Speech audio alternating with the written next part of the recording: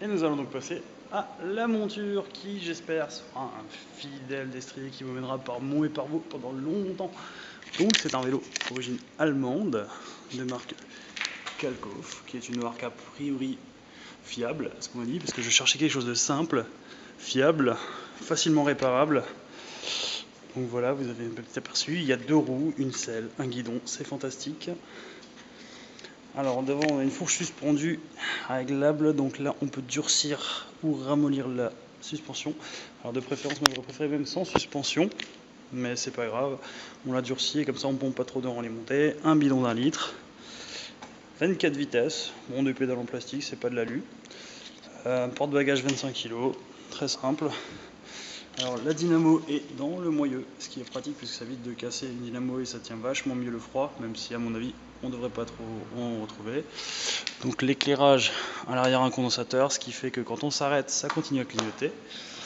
Un cadenas qui est mouse costaud pour éviter et décourager les voleurs, parce qu'avant tout c'est de la dissuasion.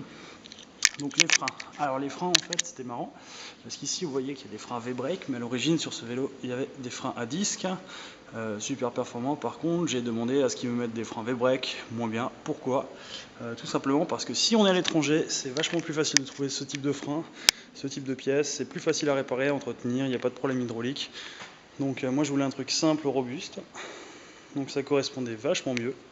Et un petit truc aussi, c'est que la béquille est fixée à l'arrière, puisque c'est ici qu'on va avoir les bagages. Donc forcément, c'est plus pratique d'avoir la béquille ici que là, parce que les gens qui ont la béquille ici, en général, se retrouvent avec le vélo qui bascule. Donc à l'avant, des poignées un petit peu plates pour tranquillement poser les mains à plat, avoir un petit repose-poignet. Des petites cornes au bout, au cas où il y aurait des montées. Un petit compteur Décathlon. Donc voilà, c'est tout simple. Une selle confortable parce qu'il y a des suspensions. Parce qu'avec mon gros cul, il faut bien ça. Donc voilà, un petit vélo simple, robuste. Il vaut à peu près à 500 €. Je l'ai eu à 450 avec la modif des freins. Donc, et une chambre à air en prime. Donc voilà, j'espère que lui et moi on va bien être copains.